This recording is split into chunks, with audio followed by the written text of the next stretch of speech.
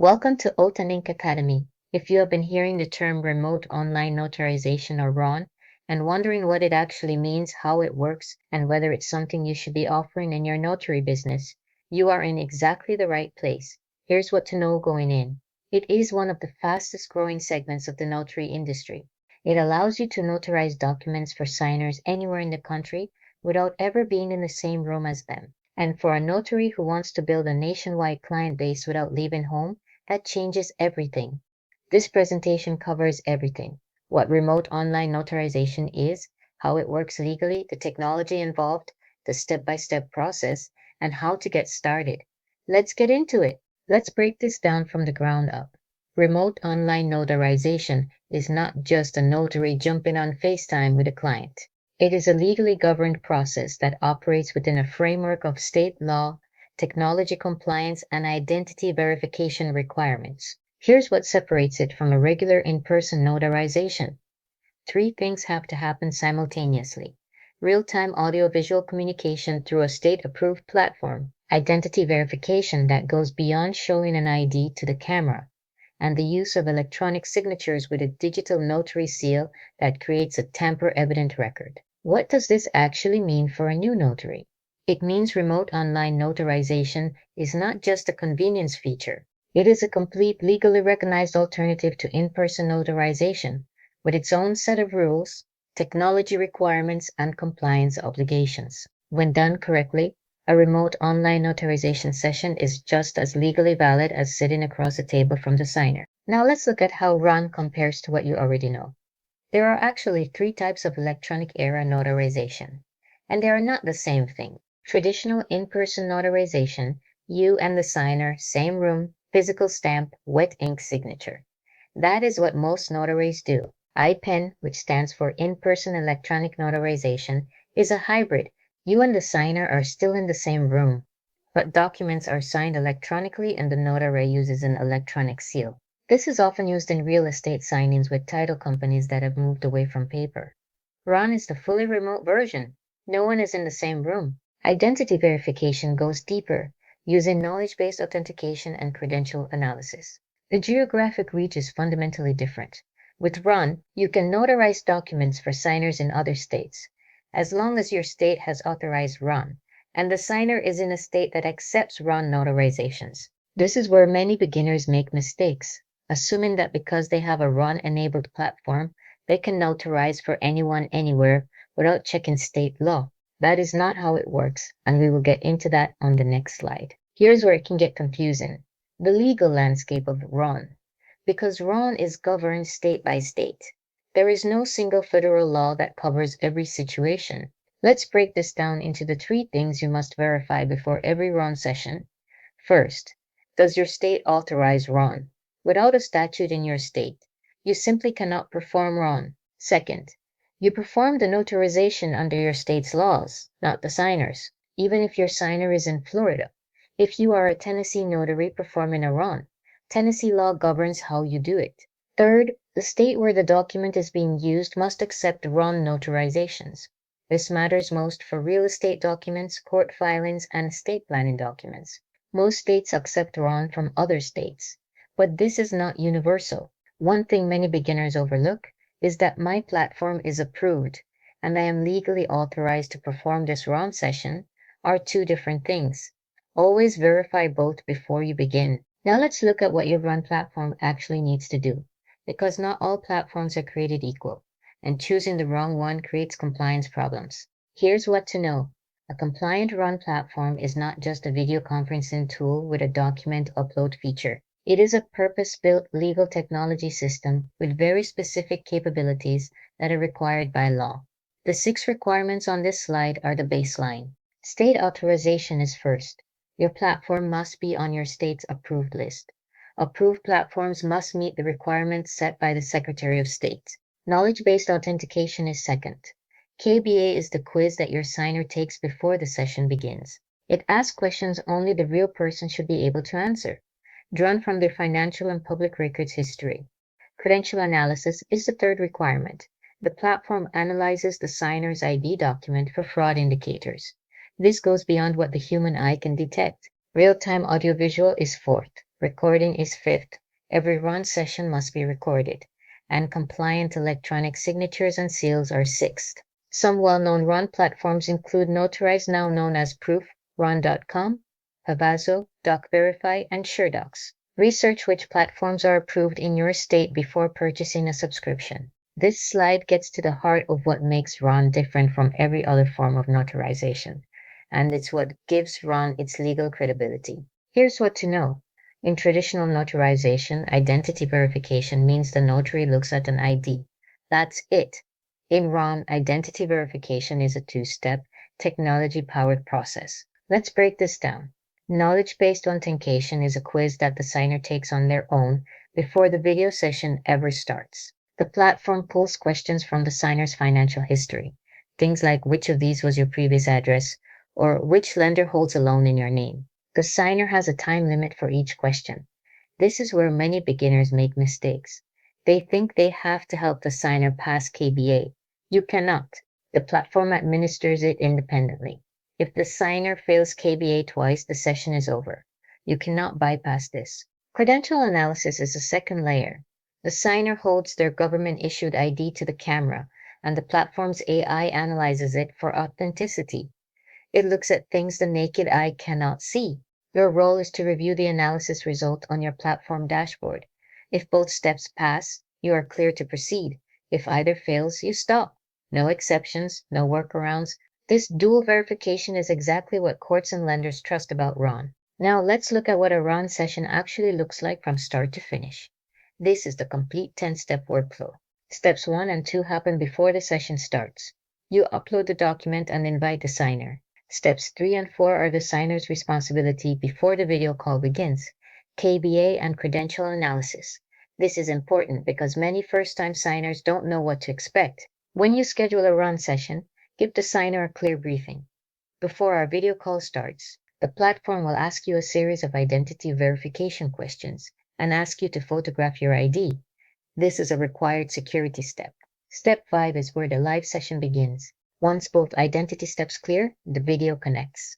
Immediately greet the signer, confirm their name, confirm they are signing voluntarily, and explain the process. Steps 6 and 7 are the sign-in. You guide the signer through each document. They apply electronic signatures via their screen, and you apply your electronic seal. Your notarial certificate is completed electronically, just like a paper certificate but digital. Steps 8 through 10 handle the back end. Journal entry, session recording, and document delivery. One thing many beginners overlook is step 10, delivery instructions. Know where the completed documents need to go before you start the session. Another important point, and one that directly impacts your legal compliance. Your RON opening script is not just a friendly greeting. It is a required verbal record of identity confirmation, jurisdiction establishment, voluntary signing confirmation, and for jurats, the administration of the oath. Let's break this down component by component. First, you state your name and your commission state. This goes on the recording and establishes your legal authority. Second, you verbally confirm the signer's name and physical location, even though KBA already verified their identity. Why? Because the recording captures it and location matters. Some documents require the signer to be in a specific jurisdiction. Third, voluntary signing confirmation. You must ask whether the signer is signing freely and without pressure. If they hesitate, express uncertainty, or indicate any coercion, you stop the session. This protects both the signer and you. Fourth, for jurat signings only, you administer the oral oath before the signer touches the document. Same rule as in person, oath first, signature second. Without the verbal oath, the jurat is legally defective. This script looks long on this slide, but in practice it takes about 90 seconds and sets the entire professional tone for the session. Here's something that surprises a lot of notaries when they first learn about RON. The electronic records it creates are actually stronger legal evidence than paper records in many ways. Let's look at the two most important record types. First, the electronic journal. In most states that authorize RON, an electronic journal is mandatory. Most RON platforms auto-populate the journal fields from session data: the date, time, signer name, Idaho type, KBA result. But you are responsible for reviewing and confirming that every required field is complete. Notice on the left panel the 10 required fields for a compliant Tennessee RON journal entry. Second, the electronic notarial certificate. This is the RON equivalent of the paper acknowledgement or juron certificate you attach to a document in person. The key difference is the addition of language that identifies this as a remote notarization performed under state statute. That language is required. On the right panel, you'll see the complete certificate with 10 tagged fields. Fields 8 and 9 are your electronic signature and digital seal. Both are applied through your RON platform. The tamper-evident note at the bottom is worth highlighting. Once a RON document is finalized and sealed, any subsequent alteration to it is detectable through the platform's audit trail. This is a significant legal protection that paper documents do not always provide. This is where many beginners make mistakes, and where professional reputations are made or broken. Let's go through these 7 errors quickly because each one is a real compliance risk. The first 3 are marked high risk for good reason. Proceeding after a failed KBA or credential analysis is the most fundamental violation in RON. The identity verification system exists for a reason. If it fails, the session is over. Full stop. Using a non-approved platform is the second high-risk error. This isn't just a procedural issue. Every session you performed on a non-authorized platform could be challenged. The third high-risk error is skipping the oral oath on a jura. We covered this earlier, but it bears repeating. No oath means no valid jura. The next 4 errors are medium risk but still significant. Not confirming the signer's location verbally. Do this on camera every time. Incomplete journal entries are surprisingly common in early run sessions because notaries are focused on the platform and the signer simultaneously. Build a pre-session and post-session checklist for yourself. Retention of session recordings is a legal obligation, and using the wrong certificate language, the wrong specific statute reference must appear in your notarial certificate.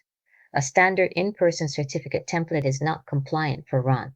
Now let's look at the actual pathway to becoming RON authorized, because this is where the confusion often starts. The single most important thing to understand is that RON authorization is not automatic when you get your notary commission. There are 2 separate things. You must have the commission first. That is the legal prerequisite. From there, the pathway is 6 steps. Step 1. Active commission. If yours is expired or your bond has lapsed, fix that first. Step 2. RON training. Even if your state doesn't mandate it, I strongly recommend formal RON training. The NNA offers a RON certification course, and most RON platforms offer onboarding training as part of their subscription. Step 3. State registration. This varies significantly by state. Some states require separate RON registration, others do not. Tennessee notaries should verify the current requirements directly from the Secretary of State's office because registration requirements are updated periodically. Step 4. Digital seal and electronic signature. Your RON platform typically generates or provides these, but confirm they meet your state's technical specifications. Step 5. Choose your platform. And step 6, and this is the one most people skip, practice. Do not run your first live RON session without practicing on the platform first. The technology is straightforward, but the pressure of a live session is different. Practice removes that variable. Here's something that genuinely changes how you think about your notary business. When you add RON to your credentials, you stop being a local service provider and start being a national one. Let's break this down with some real market context. Real estate and mortgage is the largest market for RON-capable notaries right now. Refinances in particular, many borrowers prefer the convenience of signing from home. Loan signing agents who can offer both in-person and RON signings are more valuable to signing services and title companies. Estate and legal documents represent a growing market.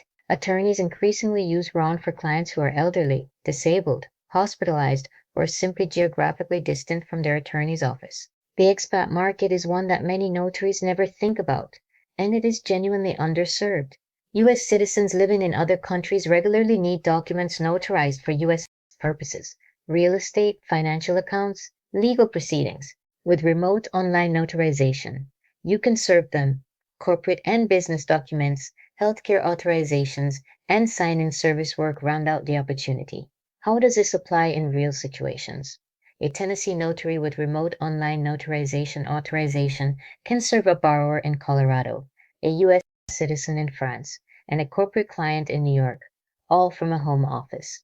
That is the remote online notarization value proposition. Here's your complete remote online notarization session checklist. 3 phases, 21 action items. This is the practical tool that turns everything you've learned in this presentation into a repeatable professional workflow. The before phase is where most sessions are won or lost.